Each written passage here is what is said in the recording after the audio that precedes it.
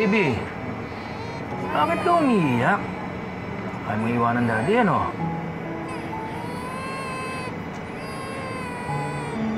Bubuhatin kita. Halika, buhatin kita. Lilipat tayo. Ayan. Basa. Ba't basa ito? Tignan mo na. Buha tayong diaper mo, ha? Buha tayong diaper mo. Manang! Manang! Rob! Diba, ha? Ako na dyan. Papalitan ko kasi ng diaper tayo. Ako na. Ha? Sigurado ka? Oo Kaya naman. Mo? Oo, pinag-aralan ko to bago ako siyang nanganak, no? Saka nagbasa ako para sa baby natin. Promise ako na aalagaan ko siya. Diba, baby? Oh.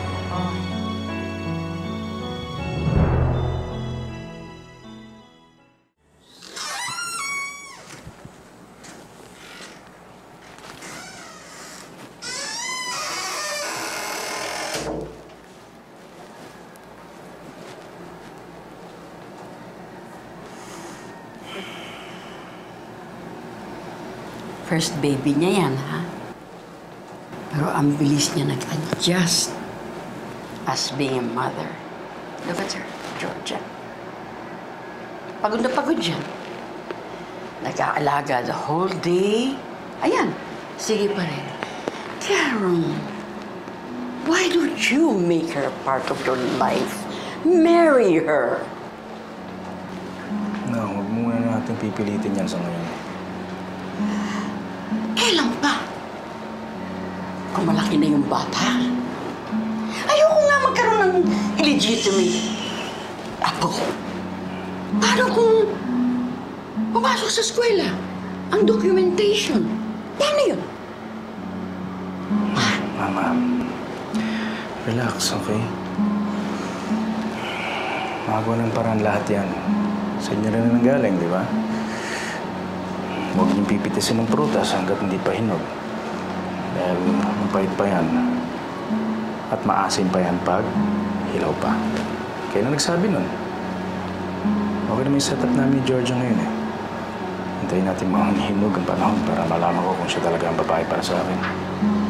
Excuse me. Quiet.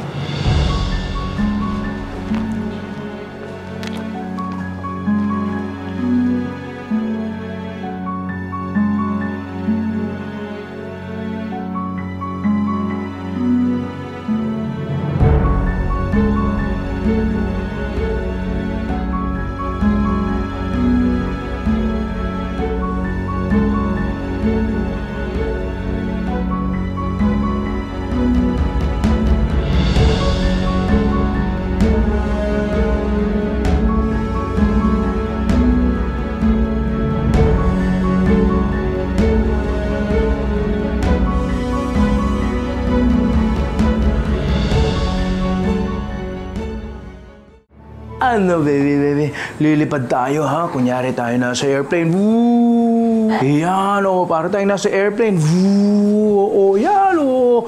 Ang daddy ang pilot. Wow! Oh, di ba? Ano? Ah! Okay. Dito ko tayo lalagay. Yan. Ayan. Ayan ang baby. Ayan ang baby. Okay. Chut. Oh. Ayan mo, baby. Paglaki mo, isasama kita sa tunay na aeroplano, ha? Lilipad tayo. Ikaw, mami mo. Gusto ko po sumakay ng plane na kayo po yung pilot. Paglabas mo dito, dediretso tayo ng tarmac. Isasakay ko kayong dalawa ni mami sa aeroplano ako magmamaneho. Bibigay ko sa iyo yung steering. Ikaw na magmamaneho, ha? Ikot tayo ng buong Pilipinas. Game? Oh, baby. Oh. Mukhang Tama yan. nag-i-enjoy yung mag-ama. Rong, salamat kasi tinutulungan mo ako sa pag-aalaga kay baby Sydney. Alam mo, totoo niyan. Dapat ako magpasalamat sa'yo. Binigyan mo ako ng baby Sydney. Tsaka sorry nga pala dahil nagduda ako na ako ang daddy ng baby natin. Kalimutan mo na yun. Mas pagbubutihan ko pa ang pagiging mami kay baby. Saka gusto ko lumaki siyang healthy, mabait, magalang, at maging masunurin sa atin. Mas maganda nga kung lalaki siya na isa yung buong pamilya. Pero naiintindihan ko naman na hindi ka pa ready na ikasal tayo. Salamat sa pag-uunawa.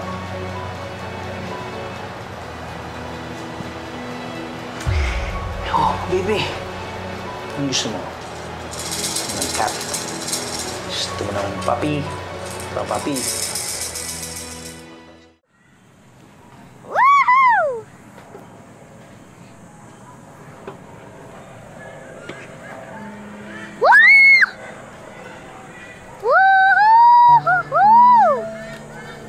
Sydney! Yoo-hoo! Oh, lakasan natin ha, para umabot ka sa puno sa taas. Ready? Go! Ano? Gusto mo? Huwag na! Ayan o! Woohoo! Woohoo! Woo! Stop it! Sydney, konti na lang ha, konti na lang kasi may trabaho ang daddy ha. Okay. Daddy, Oh, pwede po ba ako sumama sa flight mo? kasama ka sa flight ko?